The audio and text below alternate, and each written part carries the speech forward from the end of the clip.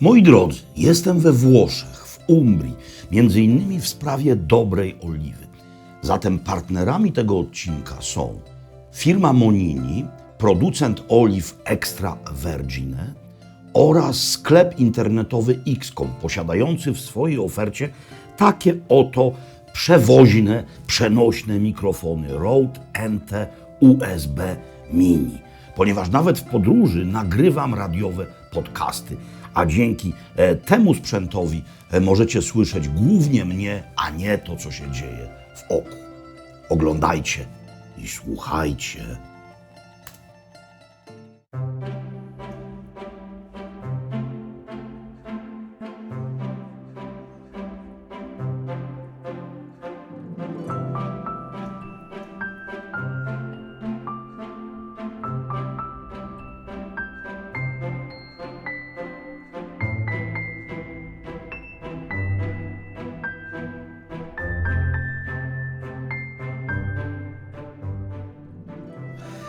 Moi drodzy, krajobraz dookoła wskazuje dobitnie, że jesteśmy na Półwyspie Apenińskim. Wysokość tych górek mówi nam, że jesteśmy w Umbrii. Natomiast ten architektoniczny detal dowodzi, że jesteśmy u bram zacnego miasta Spoleto. Akwedukt, nie rzymski, nie wszystkie akwedukty zbudowali Rzymianie.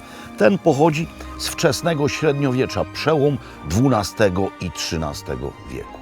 Jesteśmy niejako na samej górze, będziemy schodzić w dół, a ja będę mówił, a wy będziecie patrzeć kolejność rzeczy, tak jak zwykle. No i słuchać może ewentualnie też.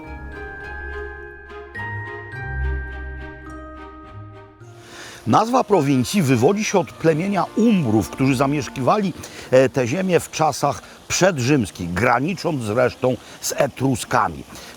Potem przyszli Rzymianie, potem barbarzyńcy, którzy położyli kres Imperium Rzymskiemu. Potem były tutaj niezależne państwa, miasta. Spoleto było jednym z nich. Potem to wszystko było państwo kościelne, a potem to już Garibaldi zjednoczył Włochy.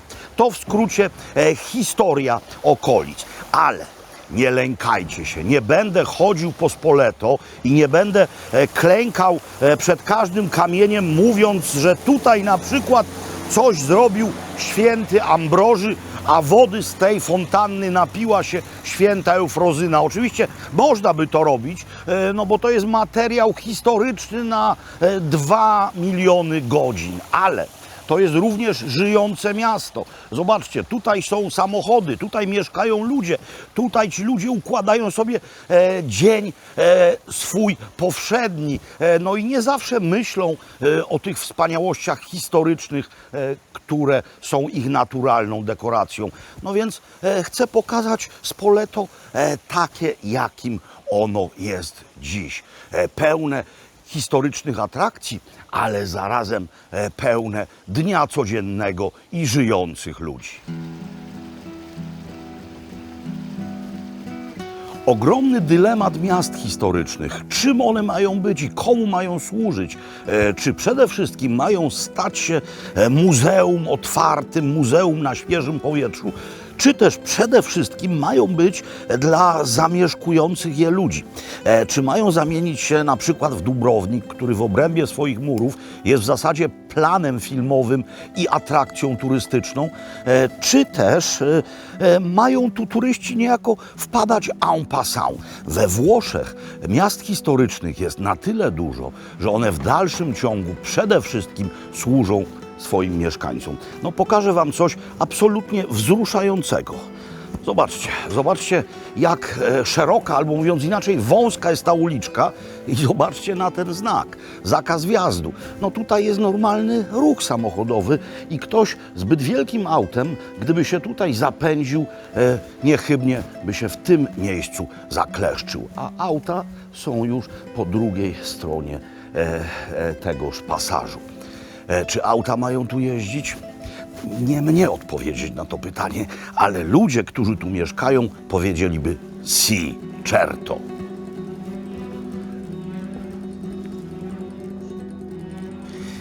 Obiecałem nie epatować was zbytnio kamieniami, no ale nie można przejść obojętnym, jeśli widzi się budynek do pierwszego piętra pochodzący z czasów rzymskich.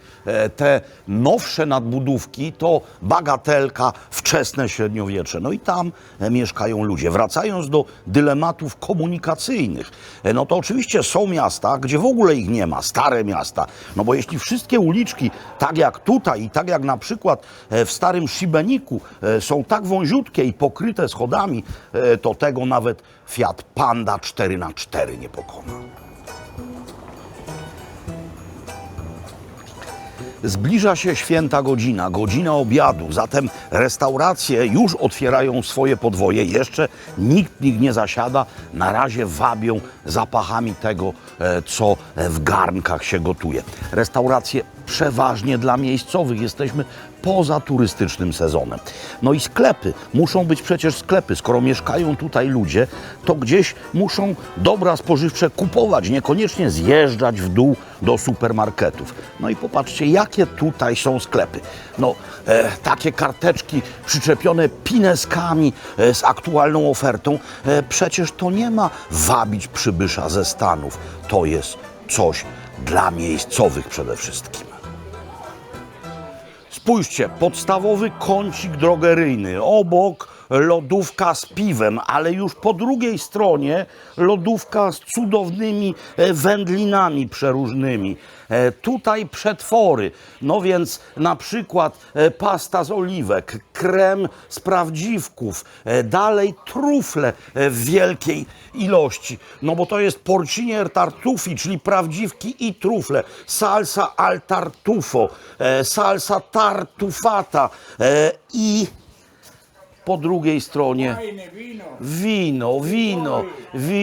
W takich sklepach sprzedaje się artykuły pierwszej potrzeby. No więc zobaczcie, co tutaj jest artykułem pierwszej potrzeby. Questo è cheese, formaggio, Aha. pecorino. I sery miejscowe, również takie, które są aromatyzowane truflami. Sapori umbri con tartufo nero, sì? Aha. Questo è pecorino romano, Aha. fuori c'è pecorino di fossa, Aha. poi c'è il pecorino naturale con latte magro,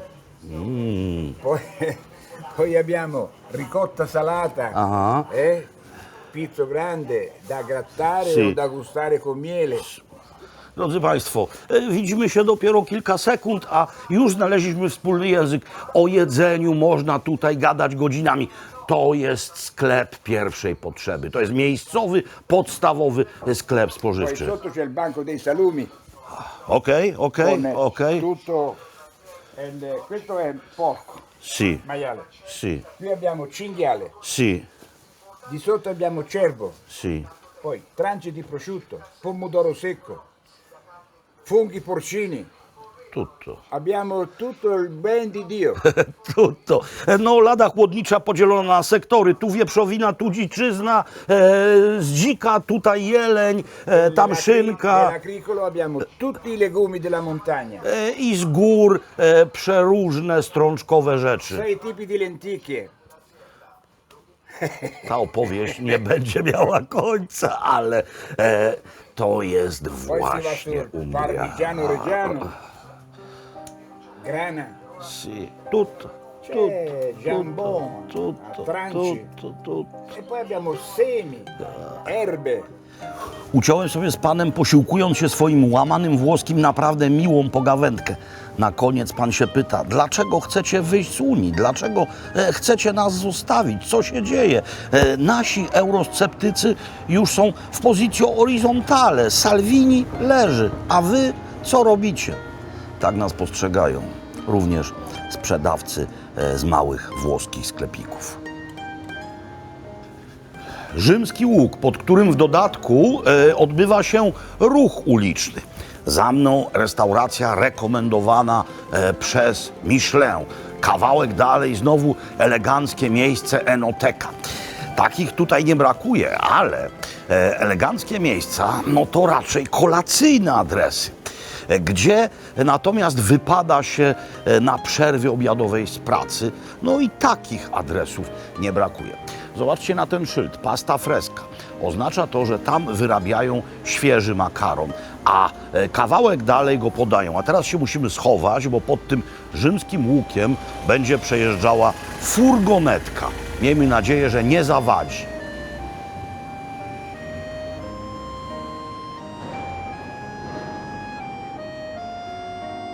To jest piekarnia, wytwórnia domowego makaronu, świeżego, no i bufet, rodzaj ludowej jadłodajni.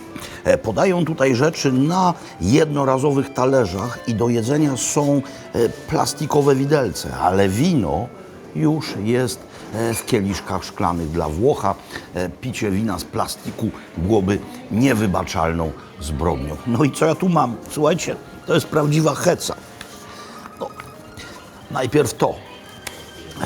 To jest mianowicie strangozzi al tartufo, miejscowy makaron z truflami, tak, z truflami. Gdyby u nas podawali makaron z truflami, a czasami podają, to są to wyłącznie najelegantsze restauracje, Zastawa, Srebrno-Złota, Macica Perłowa, kwartet smyczkowy, cena 1500, 2900. A tutaj całkowita ludyczność. Trufle są tu traktowane po prostu jako sezonowy artykuł pierwszej potrzeby. Ten sam makaron, również strangozzi i miejscowa wersja sosu pomidorowego, strangozzi alla spoletina, ravioli nadziewane serem i szpinakiem, bez sosu, tylko serem posypane. No i rodzaj tarty brokułowej. Butelkę wina wziąłem z półki, kosztuje ono 10 euro. Cała butelka, nie kieliszek. To jest coś takiego, jak u nas jadłodajnia u pani Stasi. No i trufle na plastikowym talerzu, jedzone plastikowym widelcem. Takie hece to tylko we Włoszech.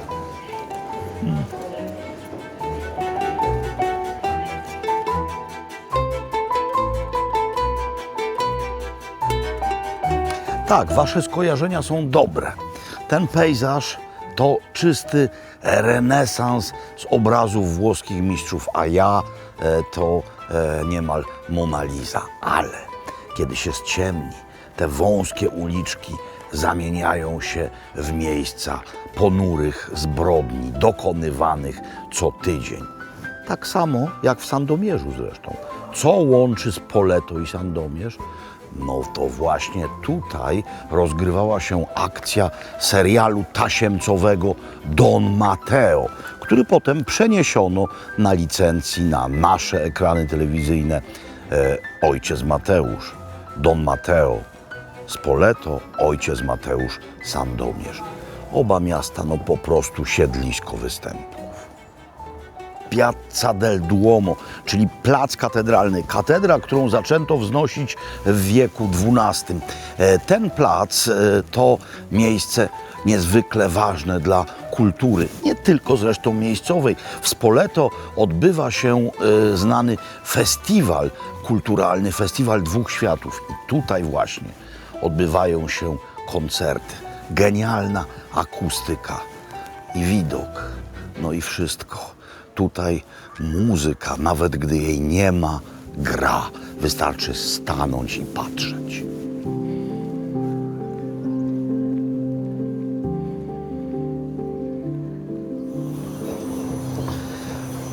Choć widzieliście, że można wyjechać na samą górę autem, można nim przejechać pod rzymskim łukiem, można samochodem zapuścić się w tę plątaninę wąskich, starożytnych uliczek, to jednak nie róbcie tego. Można auto zostawić na samym dole i na górę, a potem w dół wybrać się na piechotę, odnóżami nie poruszając, ruchomymi schodami po prostu.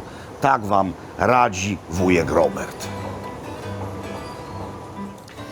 Spoleto 5 kilometrów stąd, a ja pod pachą dzierżę paczuszkę z tej piekarni, z tej wytwórni świeżego makaronu. Oczywiście i inne rzeczy sobie kupiłem, ale chciałem, żebyście zobaczyli. Oni nawet makaron pakują jak najwykwintniejsze prezenty. No więc niech się i waszym oczom pokaże to, co tu mam, czyli strangozzi. Robione bez jajka, robione ręcznie. Czasami do ciasta dodają jajko, wtedy są w stanie zrobić jeszcze dłuższe nitki, ale ma być umbryjsko. No więc taki jest najbardziej makaron klasyczny. Już przestaje szeleścić. Mam tylko jeden palnik, więc tutaj sobie wstępnie podgotowałem wodę. Tak, no po prostu wrzątek osolony, ale to na razie musi zaczekać, ponieważ na scenę wchodzi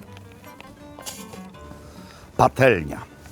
I teraz na tej patelni delikatnie podgrzewam nieco oliwy.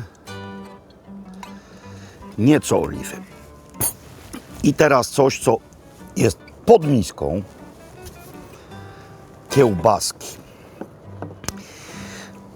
Podobnych kiełbasek u nas się kupić nie da, ale jest biała kiełbasa, surowa biała kiełbasa i nią doskonale można takie włoskie salsicce zastąpić. W dodatku tutaj robią kiełbasę surową, ale i dojrzewającą. Zawsze mi się myli, która strona tego noża jest ostra, ale poza tym to lepiej, żeby się nie myliło, bo ten nóż jest ostry niezwykle. Otóż robią tutaj kiełbasę z dodatkiem kopru włoskiego. U nas już takiej na pewno nie dostaniecie, więc zaraz wam pokażę, co mam tutaj. Mam tutaj mianowicie nasionka kopru włoskiego. I jak weźmiecie białą, surową kiełbasę, jak weźmiecie nasionka kopru włoskiego, które bez problemu u nas dostaniecie, to osiągniecie bardzo podobny rezultat. Wyjmuję to z jelita i teraz to się delikatnie musi podsmażyć. Trzeba to rozgnieść widelcem. To się będzie musiało podzielić na kawałki. To będzie sos w typie ragu. Teraz coś, co jest składnikiem sofrito, czyli tego, co jest bazą wielu sosów makaronowych i nie tylko tutaj. To jest albo cebula, albo czosnek. W tym wypadku mamy czosnek. No i bardzo, ale to bardzo drobno posiekany seler naciowy. W sofrito jeszcze jest marchewka, ale marchewka będzie w czymś innym. Więc teraz to niech się dalej podsmaża. Dwa dodatki, mianowicie papryczka ostra, pokruszę ją dłońmi, peperoncino i troszeczkę rozmarynu. Troszeczkę. Nasz problem z kuchnią włoską polega na tym, że dodajemy za dużo składników. Wszystkiego jest za dużo. Jest za dużo sosów do makaronu, jest za dużo smaków, a tutaj chodzi tylko o bardzo porządne, fachowe połączenie, nie o epatowanie smakiem. Jeśli bym to miał porównać do jakiegoś architektonicznego stylu, to na pewno nie byłoby to rokoko ani barok. To byłaby raczej romańszczyzna albo też renesans. No zresztą tak właśnie jak znaczna część Spoleto wygląda. I dalej podsmażamy, dalej rozdrabniamy kiełbaskę.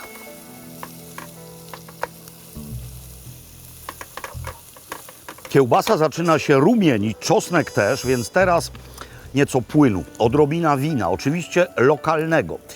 Białe wino. Umbria produkuje oczywiście wina od czasów rzymskich, ale one przez długie lata nie cieszyły się, mówię już o współczesności, jakąś wielką renomą. No, była taka znana apelacja Orvieto, ale to były kiedyś cienkusze. To się radykalnie ostatnimi laty zmieniło. No i bardzo dobrze. Wino, ono za chwilę z patelni zniknie, wyparuje, więc teraz kolejne rzeczy. W tym jest marchewka, mianowicie le verdurine, czyli pasta pomidorowa, w niej również marchewka, w niej również seler i cebula. Coś, co dodaje jarzynowego smaku wielu włoskim sosom do makaronów. No i po prostu klasyka. czyli passata, czyli przetarte pomidory. O, katastrofa. Żadna katastrofa. Na szczęście jesteśmy wśród przyrody. Można to spokojnie odłożyć. Miejscowa ziemia nie obrazi się, gdy ją nieco pomidorami wzbogacić. No, pomidory tutaj przecież też rosną. No i teraz dusimy to po prostu. Dusimy to, aż wszystko zmięknie. Wszystko, zwłaszcza seler. No i utworzy się jednorodny, zgrabny sos. Sos czeka na gazie dużo mocno osolonego wrzątku, zatem strangozzi do środka. To jest pasta fresca, więc gotuje się raptem 2-3 minuty.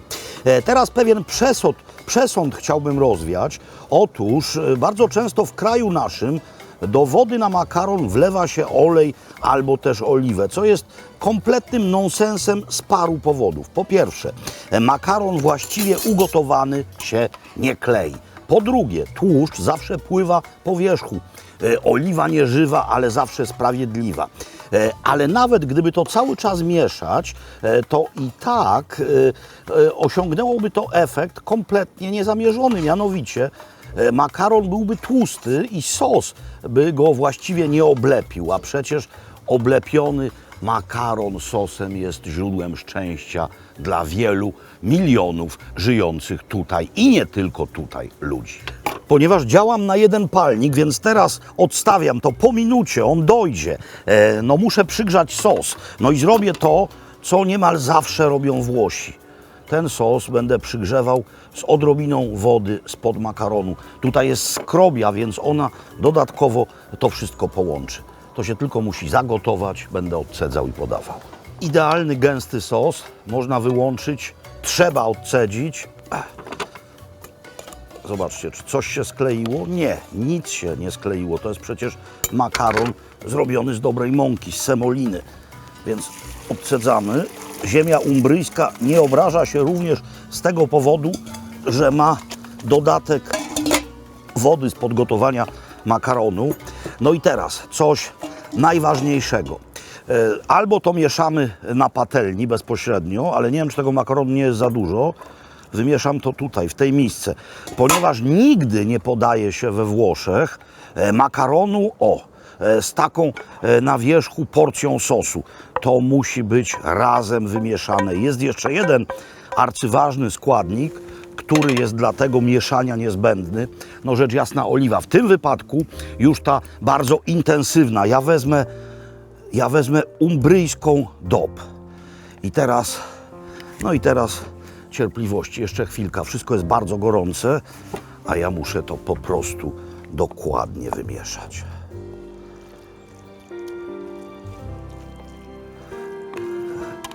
No i co jeszcze? No i zawsze głęboki talerz, nigdy płytki i tylko widelec. Nigdy łyżka. Łyżka i widelec do jedzenia makaronu to jest pomysł amerykański. No i z pewnością jeszcze trochę oliwy tutaj. I teraz ewentualnie świeżo starty ser. Mam go w zanadrzu, ale zauważyłem, że nie wszyscy i nie zawsze dodają tutaj takowy ser, albo granę miejscową, albo pecorino, albo też parmezan do makaronu. No i to jest właśnie to. Idealne kluski, doskonałe składniki, prostota. To jest coś, co daje ta ziemia. Mówicie, że nie da się tego zjeść bez widelca i łyżki? No to zobaczcie, sam widelec.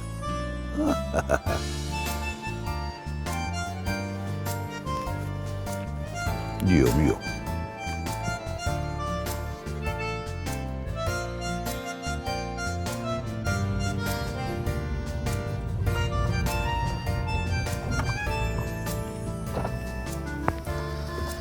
Czterdzieści minut jazdy samochodem od Spoleto znajduje się region o nazwie Norcia, swoją nazwę wiodący od miasteczka. Norcia, Nursia po polsku.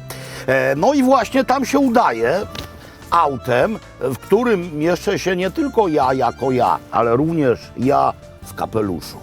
Avanti!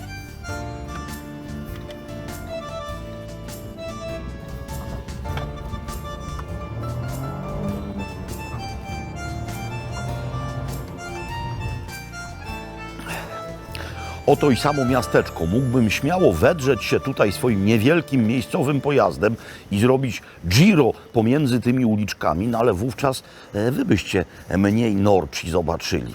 Więc poświęcam się. Zostawiłem auto, będę chodził. Zobaczymy kilka rzeczy, ale przede wszystkim zobaczymy miasto prawie odbudowywane. W roku 2016 wielkie trzęsienie ziemi poczyniło tu wiele szkód. Zatem rusztowania, dźwięk maszyn, które naprawiają to, co przyroda zepsuła. No, widać to wyraźnie na tym budynku. Siedziba karabinierów, zobaczcie, pęknięcia, tynk, który odleciał, brama wjazdowa również w rusztowaniach. No ale nie będziemy się tym rusztowaniom przyglądać specjalnie, zobaczymy je en passant. Tutaj chodzi o co?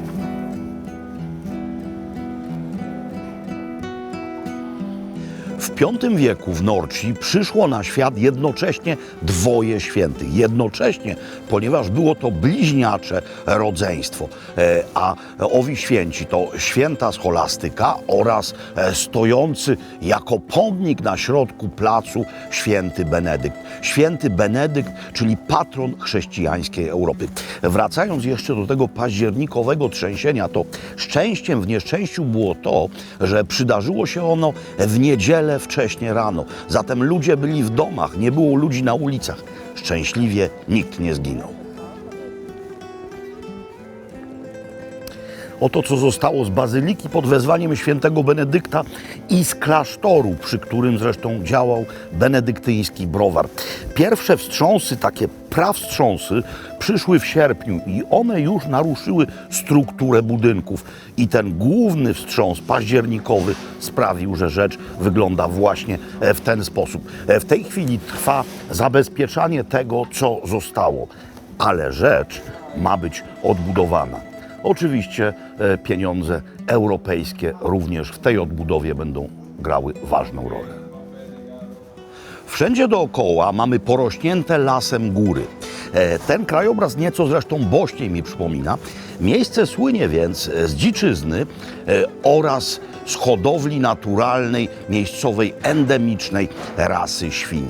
W związku z tym słowo Norcineria jest dla wszystkich Włochów synonimem dobrego wędliniarstwa, dobrego masarstwa.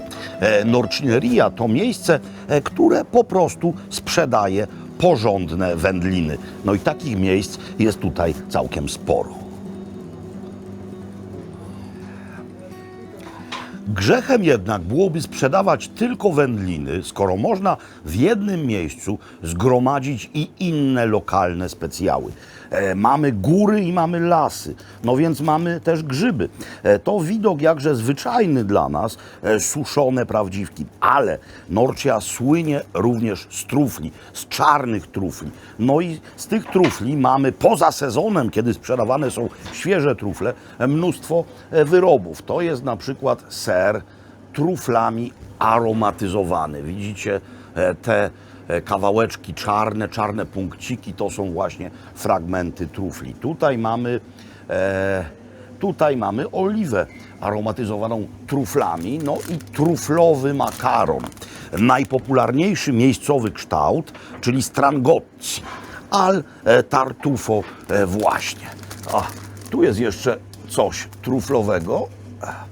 Zaraz to pokażę do kamery. Ziołowy likier, również aromatyzowany czarną truflą z Norci. Sery też bez trufli, no na przykład ten. Już w Polsce można to kupić. Ricotta salata, nie chodzi o to, że to jest ser sałata. Salata oznacza, że jest to ricotta solona. Ją się ściera do makaronów, tak jak parmezan czy też grane. Znacie już miejscową miłość do wszelakich ziaren, nie tylko pod postacią fasoli, ale również do zbóż. To wszystko tutaj spoczywa w workach, również miejscowa soczewica, jakże dobra. No i wędliny w końcu, i o nich przecież wypada coś powiedzieć, skoro to głównie dla nich tu jesteśmy. Wędliny wieprzowe i wędliny z dzika. To są dojrzewające, pokryte szlachetną pleśnią kiełbaski z dzika. Tutaj mamy salami z dzika. Obok jeszcze jedno wykorzystanie trufli, salami aromatyzowane właśnie truflami. Tutejsze szynki. Będę o nich opowiadał detalicznie, jak wezmę kawałek takowej do ust, ale najpierw chcę Wam pokazać, czym one się różnią wizualnie od innych. Otóż są inaczej wycinane. Zobaczcie, zawsze zostawia się ogonek. Po tym, między innymi po tym można poznać szynkę stąd.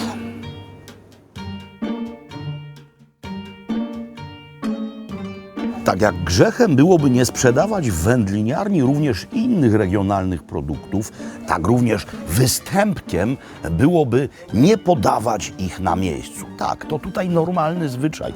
Przed sklepami są stoliki i można spróbować tego, co w tych sklepach sprzedają. Jeśli oczywiście spróbować tego można, no bo surowej fasoli nikt tu jadł nie będzie. No mam przed sobą archetypiczny zestaw miejscowych wędlin. Trzeba zacząć od szynki i trzeba ją skojarzyć z tym chlebem. Tak, zawsze tutaj chleb w takich torebkach podają. Ten chleb jest A. pszenny, B. zupełnie niesłony. Dlaczego? Dlatego, że ta szynka ma znacznie bardziej intensywny smak niż na przykład culatello di Zibello, niż wędliny z Parmy czy z San Daniele. Ona jest po prostu znacznie bardziej słona, więc również z tego powodu chleb tradycyjnie solony w ogóle nie jest.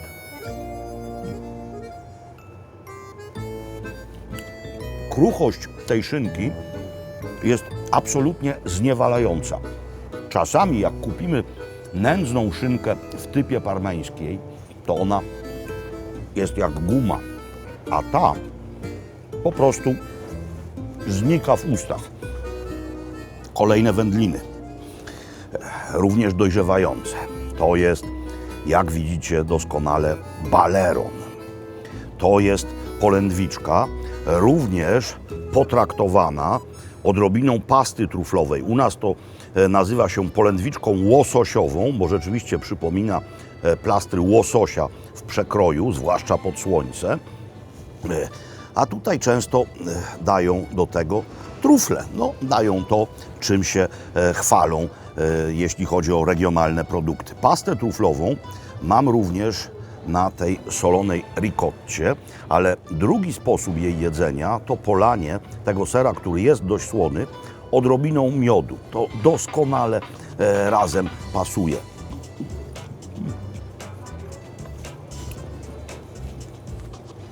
Kontrast smakowy, słodycz i słoność, to zawsze dobrze robi. No i jakie cudowne kiełbasy, popatrzcie się. Salami, a w środku co? No w środku lardo, czyli słonina. Nie, to nie jest aromatyzowane truflami, to jest bardziej dojrzałe, też niezwykle duże kawałki słoniny. Widać, że to jest prodotto artigianale, czyli nie jest to wyrób przemysłowy. Ten pan to nie tylko ktoś, kto sprzedaje wędliny, on je również robi. Dobra, to jest mniejsze, to teraz zjem. Pecorino, czyli mleko owcze. Jesteśmy w górach. Kieliszek wina, ale dlaczego nie miejscowe piwo? Zwłaszcza, że jest to piwo klasztorne. No, browaru już nie ma tutaj, gdzie był przez wieki, ale działa niedaleko. Zresztą ożywczy ruch mini browarnictwa i rzemieślniczego browarnictwa we Włoszech jest naprawdę niezwykle silny, więc nie lekceważcie tutejszego piwa. Nie lekceważcie Nursi albo Norci, jakbyśmy po włosku powiedzieli. No i w ogóle nie lekceważcie dobrego jedzenia.